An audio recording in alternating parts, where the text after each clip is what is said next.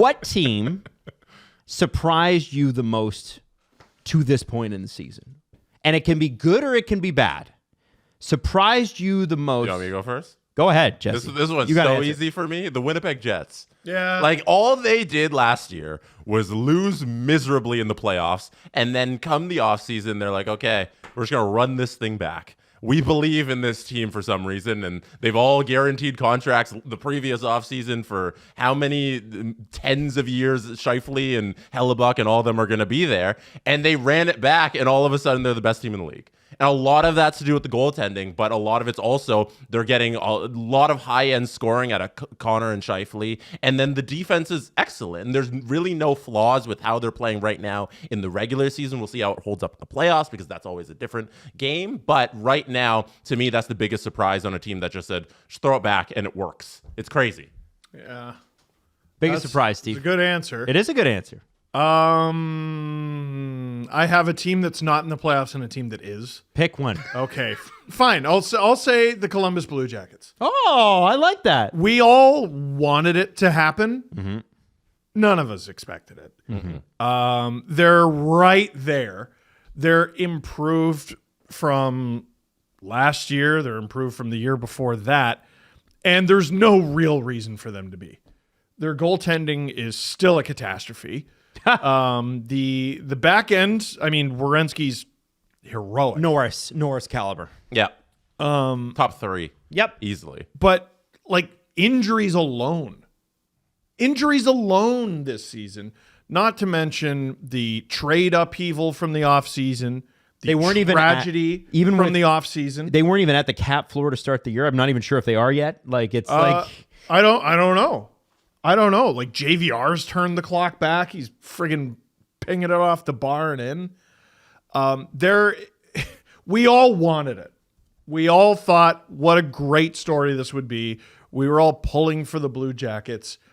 And, you know, we all know what they did to the Lightning in 2019.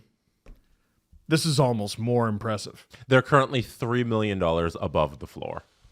Like, wow. They have a $68 million roster currently as Puckpedia has it. And that's a team that was in a playoff spot for a large majority of the season. They could so do far. some serious Crazy. damage at the trade deadline if they want to. Of course. Wow. Of course. The Jiricek stuff as well. Yeah. Like that had the opportunity to be such a distraction for them. Man, like for a wild amount of reasons, it's insane they're even in the playoff conversation. Oh, yeah. Okay, I'm going to give you mine, and then I'm going to give you two notables that we missed. Okay, my surprise of the season has to be the Los Angeles Kings. Wow. The Los Angeles Kings, for the last couple of years, have made some really questionable calls on who they've signed and who they brought in and how things have been done. You know, you let Dursey go to Arizona. You sign or you go get Pierre-Luc Dubois. It's a disaster. You have to fire your coach. You sign Joel Edmondson to a mystifyingly large contract this offseason. And really, you're waiting for a lot of these younger players to kind of take a step forward. Yes. Your Brant Clarks, your Quentin Byfields. As much as Quentin had established himself as an NHLer, I don't think... He's the second overall pick. Yeah, right? I think that's fair. You put him in the laugh category of like, hey, when's this coming, right? When's the 80 point, the 90 point, right? You pick second overall, you expect a dominant player. Exactly. And I'm seeing with the Los Angeles Kings, maybe not one particular player explode, but without Drew Doughty, like 90% of this season, Yep. you had Brant Clark, who got off to like a screeching start. I know he's cooled off a little bit. You have a team that plays well defensively, a team that plays well offensively, a team that was not expected to be that great in the goaltending category. It's turned out pretty good. Completely turning the Who's clock back. 39 or something? Yeah. I think the LA Kings deserve a ton of flowers because I was a hater. I was a doubter. I was like, those guys messed this up. I can't believe this is going to happen. And they've completely changed my mind. Let me give you a huge name. 16, 6, and 6 with a .919 save percentage. Darcy Kemper. Boy, that PLD Kemper trade really worked out for both sides. It's a good trade. wild. What, like, look at the Caps. I don't think they regret it. No. Like, they got rid of Kemper, who is one of the best goalies in the league this season, and somehow got better in net. Yes. Like, nailed it. Yep. Both teams nailed it. I think the coaching change helped a lot too.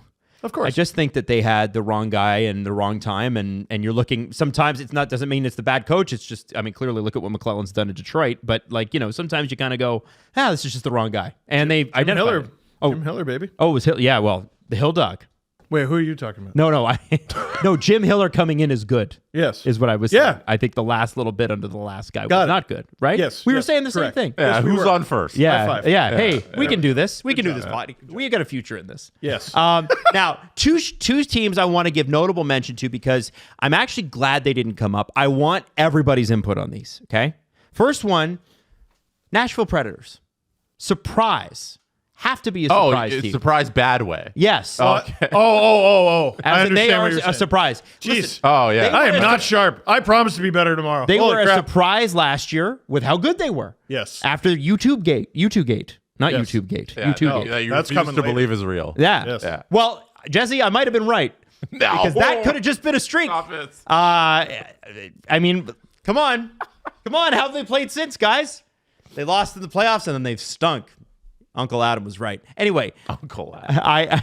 I want to ask you in all seriousness, Ask me, Unc. are the Predators as bad as they've It's off the shown? rails.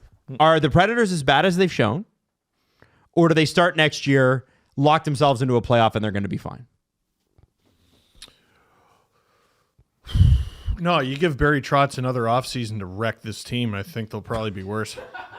I honestly think the Predators are in prime position to have a really good team next season. The amount of cap space and resources that they have, they can really make a go once again at building a really good team. It's just a matter of making the right decisions. They have a good, solid. Oh, well, Yeah, there goes that. That's the thing. It's are they going to utilize the amount of draft picks they have and the tremendous amount of cap space? Because that's the whole narrative with the Nashville Predators. They spent all this money last season, Right. and you look at it, and they spent a lot, but they were so under the cap that it hasn't really affected their flexibility. So they have the room to go out and get more pieces. It's just a matter of like, does buying a team work in the NHL? Does spending a whole bunch of money in free agency work? Is that going to be the correct way to get this team back to the playoffs and back to the Stanley Cup contender? So I question about whether or not they can do it and whether they will make the right decisions, but they are in prime position to not rebuild or anything, to just go for it full out during this offseason.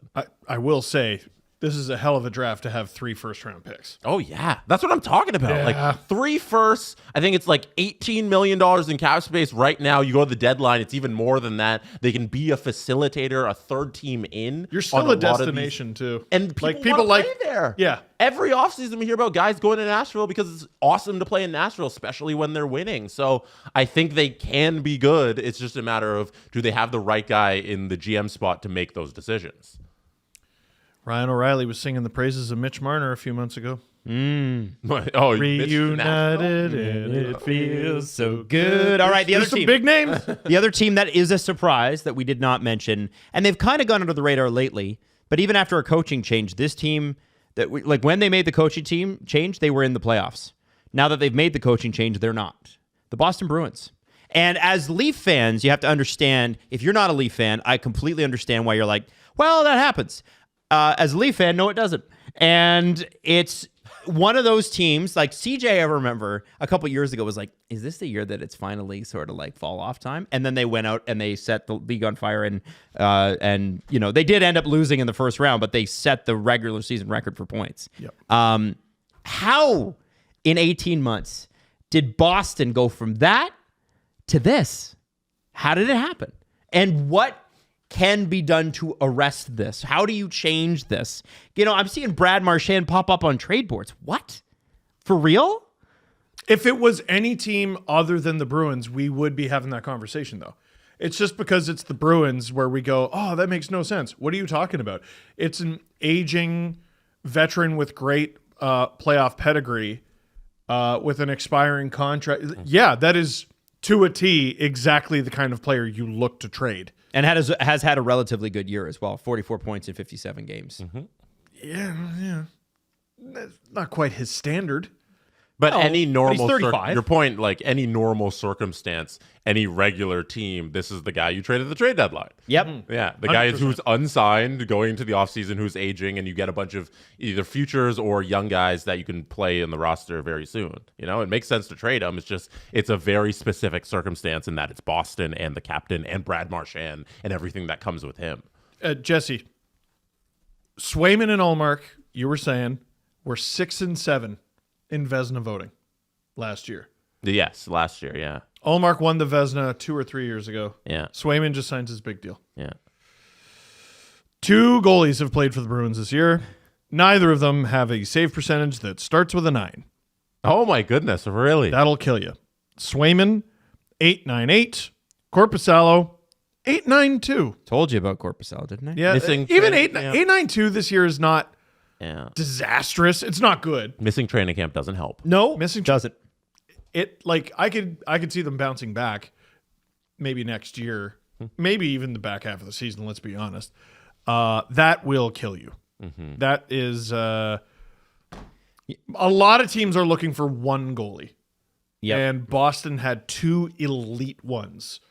And they rode them for a few years and it's over. And now they're supposed to have the one big elite one, and he's not playing up to his abilities. He's paid like one. Yep. He's paid like Jake Ottinger. He's paid like Connor Hellebuck. He's paid like Linus Ullmark, who has been injured a bunch, but had a really good season or began to have a really good season after a rocky start. That'll kill you. Is this a team that should have gone in our other category of the Four Nation break is coming at a good time? I mean, maybe. Yeah. But here's what I would say, Jesse, and this is where my question for these guys would be: Is this a team that can turn it around? Because I think some of the teams we talked about, like I think the Rangers are turning it around. I don't know that they can, and it's beyond Brad Marchand. He might get moved, very likely not. But Pasternak's like the hottest player in the league right now. who's that? Pasternak. Yeah. Well, he's amazing.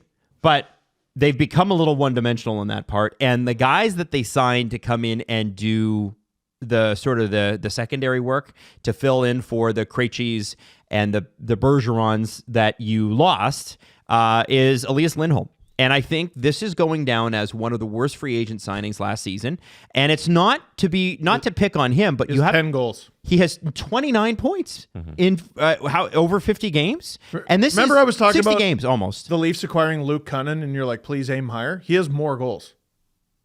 That's crazy. He has more goals than Elias Lindholm. And he's got a no-move clause for the first 1, 2, 3 years of this deal. And then later on, it'll be a modified no trade. So $7.75 million so far for 29 points. That puts him at roughly 40 to 45 points over an 82-game season, assuming he doesn't hit some sort of hot streak. Like that's one of those things where you go, is that recoverable?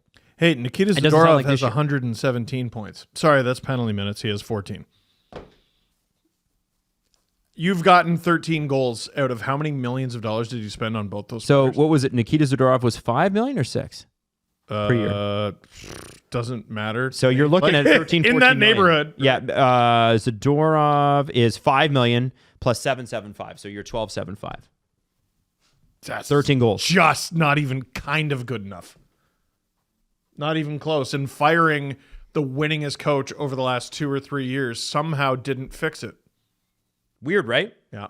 Now, Boston does have they get itchy, They're Boston. They could win the cup. but they got to get into those playoffs, and I'm curious about how they do it. I really am. Don't know how they do it. And I never thought we'd be saying that.